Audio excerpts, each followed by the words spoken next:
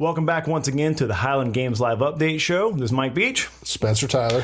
And we are going to talk a little bit about the event in this next series of videos. We're going to be going through and finding who we believe are the best in the world at each event and talk a little bit about them. Now, before we get into that, let's talk a little bit about who makes this possible. The Highland Games Live Update Show is brought to you by Throw Bros. Throw Bros is the only online store built just for throwing athletes. They got everything you need to stock up for the season: tape, chalk, tacky, blades, all that crazy stuff you can't find anywhere else.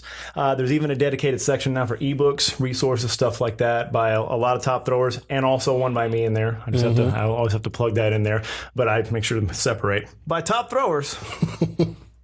And me. Also Beach.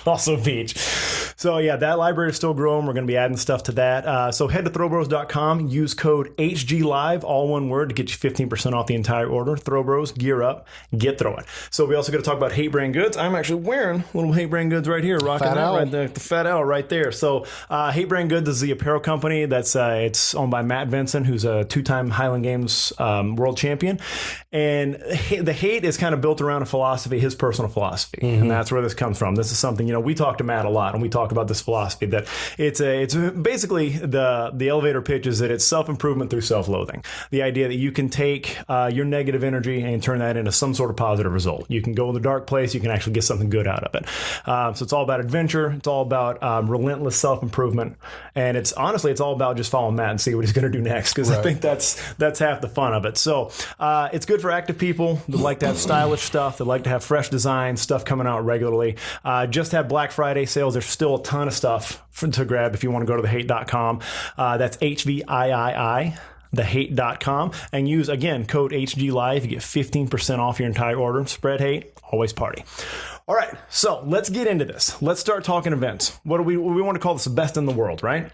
That's right. Yeah, so we're going to go through the events, 8, maybe 9 if we decide. We'll probably hit 9, but as we talked about, there are 8 traditional world competed events, and then Sheaf in the U.S. Yeah. So we'll hit on that, because why not? Yeah, we'll include it. Mainly because I'm kind of good, so I want to talk about it. That's the main reason we want to get in there, right? So let's start off. Let's just go what would be the traditional order. Let's fire it off, and let's talk about the Braemar stone, the standing stone put. Usually for the men, this is going to be 20-pound plus stone, and this is something at the pro class, that's what you're going to see. So just start us off. Who first pops into your mind when you think, like, who's the best in the world? Who's doing this the best? Well, right now, with last year competing and moving forward into next season, I think on a world scale, the best in the world right now is Vladislav Tolicek. I'm probably ruining your name, Vlad. I'm sorry. I'm just going to call you Vlad from this point forward.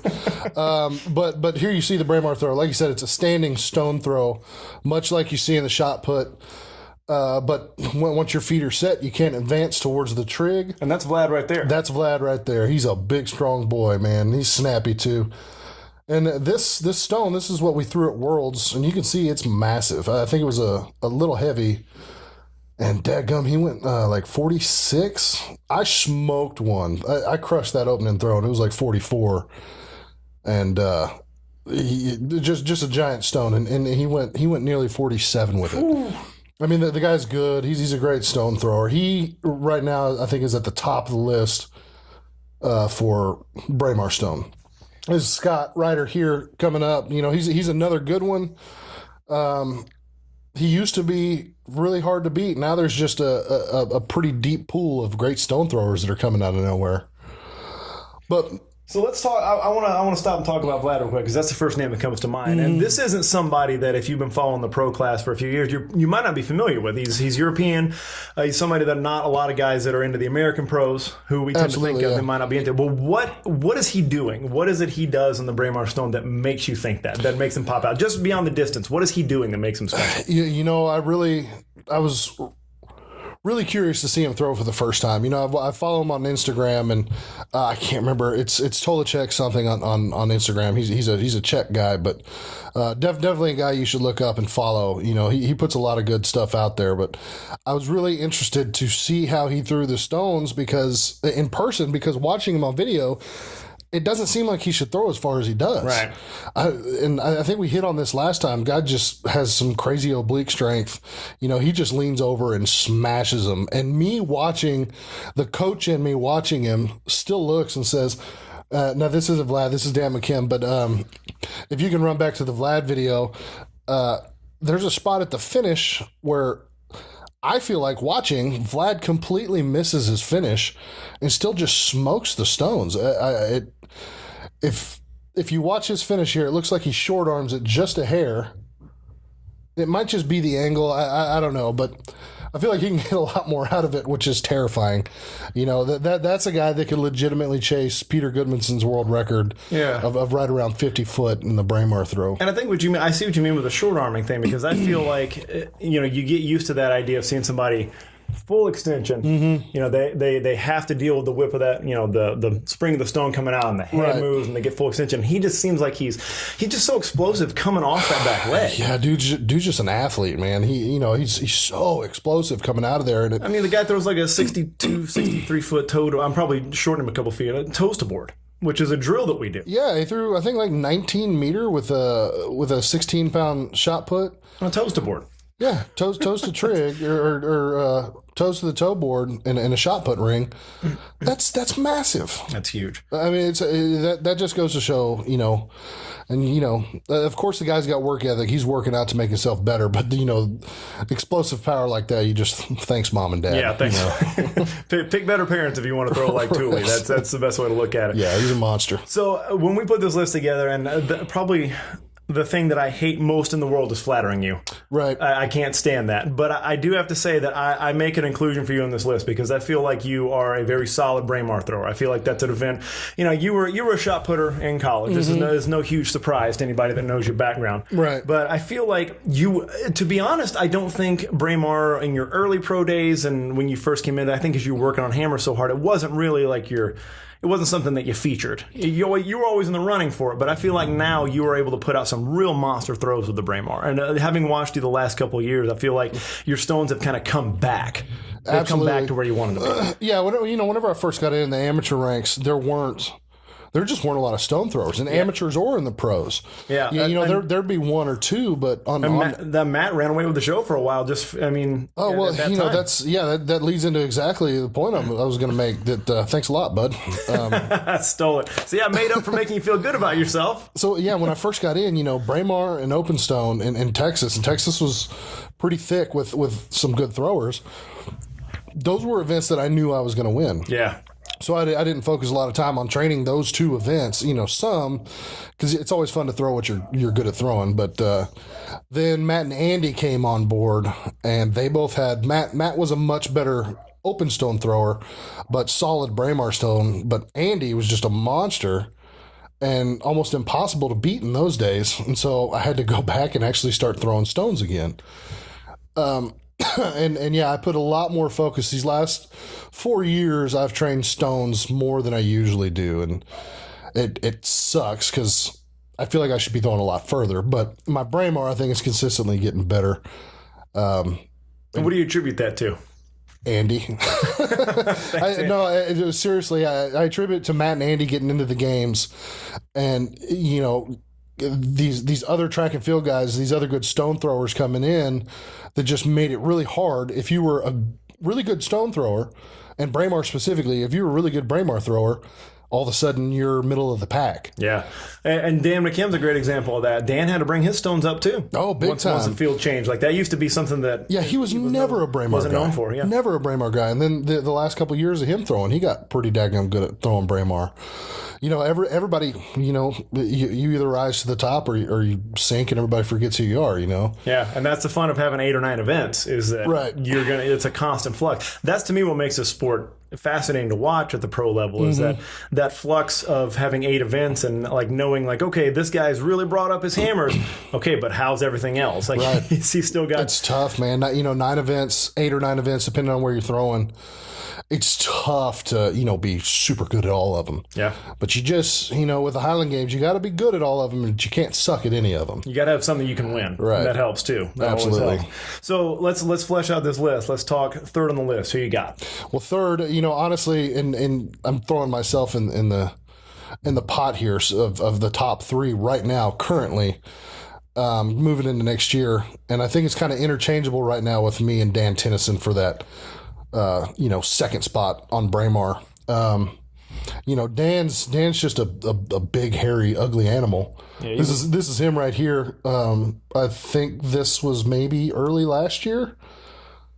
And this guy is just, and that's actually, he finds another gear in stones when his back's against the wall and he's got to hit a big one. This dude has a knack for finding a gear, and it'll blow your socks off how fast a stone comes out. And Dan's a massive guy. He's so big and so strong, and still to carry that much around and still be that athletic.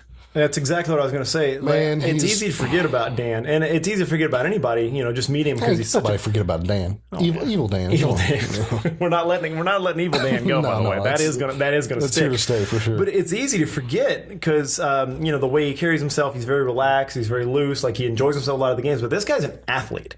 Absolutely. He's done a lot of different things. Like we were just talking recently, like we were chatting martial arts, and that guy competed in Muay Thai and kickboxing, and actually, he had amateur fights. Like he's been a successful power lifter. He's been a track and field athlete. Like this is a guy that's just got a knack for using his body. Right. And you can see like in the progression from him getting to the top of the AMs and then going pro, you can see how quickly he can adapt and integrate, like with his weight throws. Mm-hmm. Like watching him was hard to watch sometimes because he's really figuring it out. Gross. Sometimes it's still pretty gross. It is, but he picks up on these little things, and you can tell by feel that he's just able to integrate stuff fast. Mm-hmm. To me, that's the sign of a good athlete, is that the amount of time it takes from getting a new piece of information and integrating that into actually using it in competition. Yeah, I feel like that's why he's doing so well right now. Yeah, applying it to actual athletic ability. And I see now that he's focusing more on weightlifting. It looks like he's doing a lot more snatch, a lot more clean and jerk stuff. That's not going to hurt. It's scary. That guy's snatching 315 off blocks, I think. Yeah, and it's he's just a powerful guy. Well, and that's the power, the raw power is really where that you can really bring that to the Braemar. Mm-hmm. Like I've had this idea for a long time, and I've seen it play out in the Highland Games, that especially in the amateurs, but some in the pros, you kind of have two kinds of throwers. You have guys that excel when they can move their feet, and you have guys that excel when they don't have to move their feet. Yeah, that's funny. I was actually just about to talk on that point. Well, I said it first though, so I'm sorry. Yeah, you win. But it seems like traditionally that's been kind of, there's been these stationary strong throwers, and it seems like now there's the pool of athleticism is so much deeper. Now guys that are really good at Braemar, that used to be just good at Braemar and maybe Wob. Yeah. These big strong guys that are explosive but can't move real well. Now all of a sudden those guys are good at everything. Yeah. Well, and you mentioned Andy too. Andy was a great example of somebody that we called him, he was like bookends. The first event and the last event, Andy was going to smoke everybody. Right. And then as he progressed in the sport.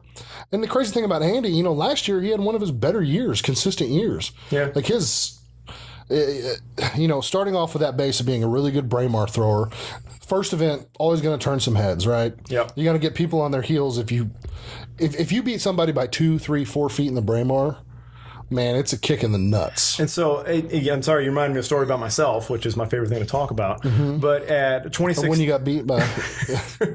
There's a lot of when I got beat by stories, so that's going to take a while.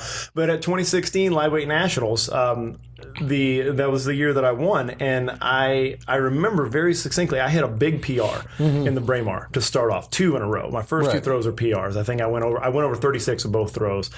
And that was like, up till that point, everybody was in that group. It was a decent sized stone. It was a 23-pound stone, something like that. It wasn't great. And it was, a lot of guys are just throwing, like, some of the better throws were 32, 33. I think a 34 got popped out there. And my first time came up, and I put that 36 out. And there was you can hear it on the old video of it. It's like a whoa. There was an audible. Where'd that come from? Like, there's an audible, like, oh, this is the pace we're at. Yeah. I felt like that gave me an edge for the next few events. I felt like going into open stone, that gave me an edge. I feel like, and just me psychologically, it gave me an edge. But against the rest of the field, I think seeing this guy, there's a serious thrower out here. Not that at nationals there are no serious throwers, but it's that feel of like, this is where the game is. And I thought we were playing here, and the game is here. The Braemar has that effect a lot of times. Yeah, without a doubt. Typically, if we're running a single day game and we're running traditional events, which stones, weights, hammers. If we're running that way, the stones kind of dictate how my day's going to go usually. I've always been the type, and it might be to a flaw sometimes, but how I throw the stones, and mainly the Braemar stone, it's like playing football, opening kickoff, that first hit. That's when things start. Oops. Easy. It's going to be a thump, isn't it? but it goes back to that. Like, that's going to kind of dictate how things go. Sure. If I smoke a big Braemar, mentally, oh man, I feel like I'm on fire. And if I connect on that, I feel like nobody's going to touch me the rest of the day. Yeah, and it's great because it is a technical event because they all are, but it's less technical. It's less technical, so you have that ability to really feel where you are physically. Like whether in your case the hangover's real bad or just a little bad. Or I'm just still smashed drunk. Right. Then after the first Braemar throw. I'm either hungover or drunk. Right. That's what you can tell. First throw will really get that out. So that's cool to see that perspective still kind of happens at that level. Because, absolutely. And the Braemar too, that's one that kind of what you're saying. It's not quite as technical. And if you've got a good feeling stone and a good surface to throw off of, you can just you can get wired like in Wob. You can just get your mind ready, start seeing red, and go and just crush one. Yeah, you can just. If there's a lot of movement in the throw, you probably don't want to attack it that hard because you're gonna start off too fast or do something else. Braemar just go to town. Yeah. You can be dumb and throw good Braemar. We've all proven that. We can be dumb and throw good everything. I've proven that. True also. Not Dan though. We only speak highly of Evil Dan from now on. We were going to call him evil, but he's a genius. He's a great athlete. He's a scholar. Right. Go check out his Facebook and see that last picture he posted. Oh. Did you see that? No. Oh, handsome Dan. Oh no. You didn't see that one? No, I didn't. He's got handsome going now. Yeah, he's actually got hair and no facial hair. So I've had some no hair having friends. Are we going to talk about tennis in every single episode? Probably so. That's probably the plan. No. We'll have to talk about weights pretty soon. That's what. Nice. But I have bald friends that are very upset at Dan for being a hair haver and shaving his head on purpose. There are people that are very upset by that. They're triggered by that. It's pretty thin. Yeah, I guess it's pretty thin. He's moving that direction, but I feel like it's a slap in the face so that you're really bald. Yeah, I guess so. I don't know. I'll never know. He's just trying to get the image. All right, well, I'm excited, man. I'm excited to see with the new class of throwers that are coming up. We talked last episode a little bit about up-and-coming pros, and what do you know? Dan was one of those. Mm-hmm. But we talked about that. It's the Braemar stone. I'm excited to see, because I'm a stones guy. I love the stones. Right. That's always been my favorite two events. And I'm interested to see where the pro class goes with that, with this new evolution. And I think you and I think Matt for sure.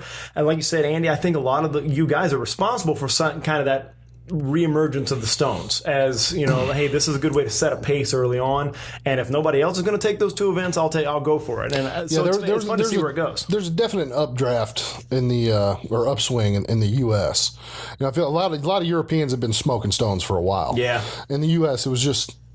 I don't know what it was. A warm-up sometimes. Yeah, it was 2-week events, You'd have somebody who's pretty good at Braemar and okay at open stone. But we're talking now, I think at Celtic 55 got like 6th place or something crazy. That's nuts. Before you're winning every game throwing 55. Yeah. And I think I went 57, Dan went 57, somebody went 56. It's just the stones are crazy now. Yeah.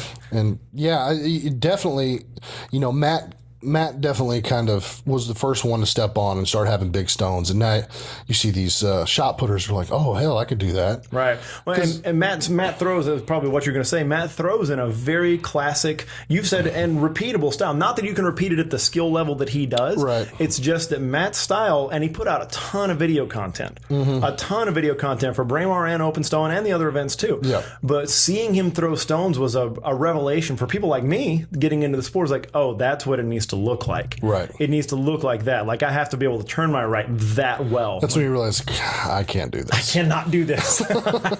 I'm gonna get good at caber, I guess. Yeah. Yeah. Anybody wanting to see a good thrower and emulate how they throw, do not watch my videos. Maybe Braemar, but god dang, Open Stone. And we'll talk about Open Stone next time. Like Mike said, we'll do 8 episodes. Maybe we'll cover 2 throws in an episode. I don't know, but Yeah, we'll do heights both together. Maybe we'll just do height events because lob's so boring. Yeah, that's true. But I don't know. Watching the guys go big is always fun. Well, I guess going big is fun, but I wouldn't know. That's true. I totally forgot what I was going to say. That's all right. Well, I think that's a good time to wrap it up anyway. We got through with what we wanted to. I think we covered some of the most exciting Braemar throwers.